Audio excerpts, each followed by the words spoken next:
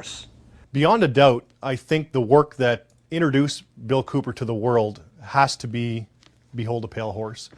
Now, Bill had released a lot of other documents and things, but up until 1991, when the book was published, self-funded, by the way, the book starts out with Bill describing himself, who Bill Cooper is. He was reared in an Air Force family, goes through his early childhood years up to when he came back from Vietnam, and then where he got all of this information that he was putting into his book and why he felt compelled that he had to release this information.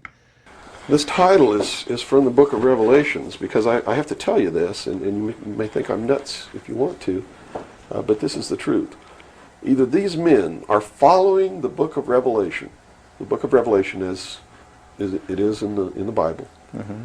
They're either following it just like a plan and bringing the prophecies in there to pass to manipulate and control those who believe in those prophecies and neutralize them, so to speak. In other words, if this is written in the Bible and God has ordained it, who am I to resist?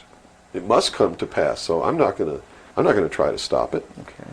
What a perfect way to neutralize the opposition right off the bat.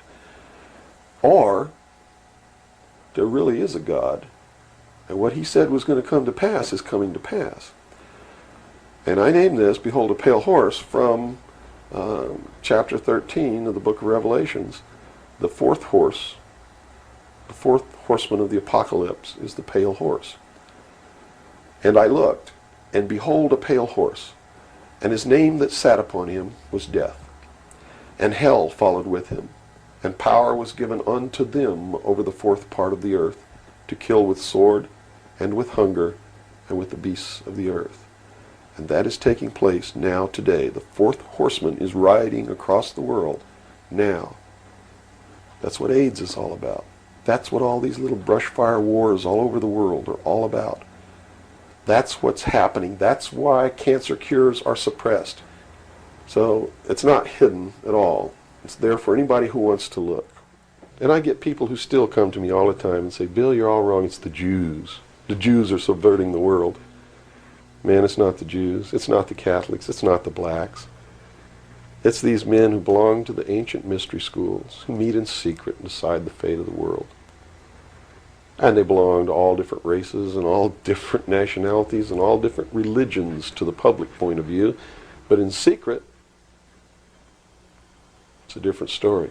Bill's second major contribution, and arguably his most compelling, was the 42 hours worth of dedicated broadcasts into the history, origins, and agendas of secret societies. The series was simply called Mystery Babylon, and began with an interpretation of the Stanley Kubrick classic 2001, A Space Odyssey. To simplify, I guess we could say that Bill took us on a journey through the language, religion, and symbology of the elite, the power structure. What do these people believe? He started out with something modern and then took us way back into the ancient texts of the mystery schools, ancient Egypt, some of the beliefs and mythology of ancient Egypt, tons and tons of Masonic works and other mystery texts.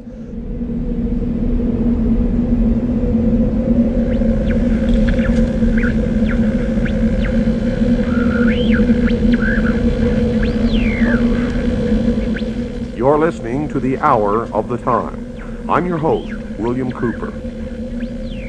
Tonight, ladies and gentlemen, we begin the origin, the history, the dogma, and the identity of the ancient mystery religions which are now known as the mystery schools.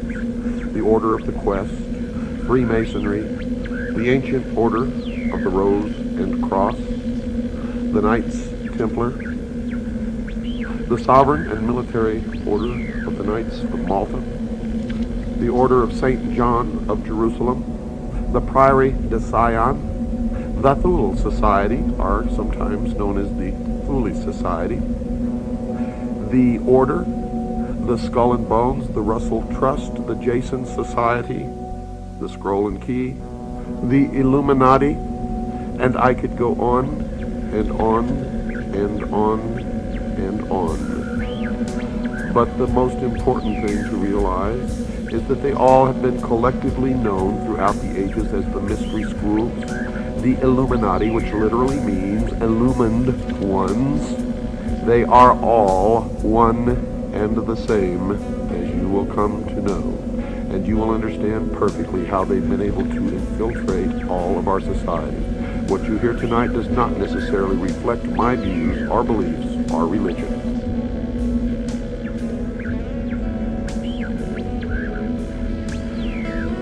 They have ruled from the shadows, you see. And they call themselves the guardians of the secrets of the ages. And their first religion was called astrotheology, or the worship of the heavens. And their first object of worship was the sun. The second object of worship was the moon. And everywhere you see the mystery schools or the mystery religion, you will see the symbols of the sun and the moon, also known as Osiris and Isis. For in the religion of the mystery schools, they believed that man was held prisoner in the Garden of Eden by an unjust and vindictive God. And that man was not told by this unjust and vindictive God that he could have the same powers. And man was set free from the bonds of ignorance by Lucifer through his agent Satan, and many believe that the two are the same. And that's okay, because maybe they are. And that through the gift of intellect, man himself will become God. Now, for those of you who understand what I am imparting to you now, you may not even have to listen any farther, for it explains everything that has ever happened in the history of man, and everything that is happening now, and all that is to happen in the future.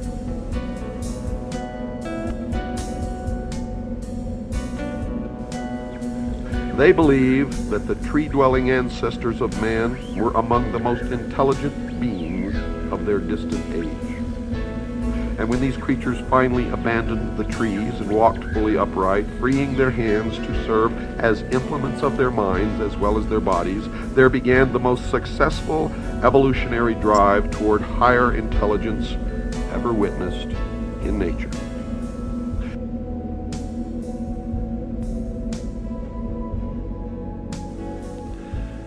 Now notice, Lucifer was called the son of the morning star. It was also called the morning star, and there is a great mystery here, because Christ also called himself the morning star. But I have been told by those who have been initiated in the mystery schools that Christ and Lucifer are one and the same being. What you believe, of course, is your own business, and is not my intention to make you believe anything, but rather to impart to you what I have learned over many, many years of study into the secrets of those who worship the ancient mystery religions in secret for thousands of years.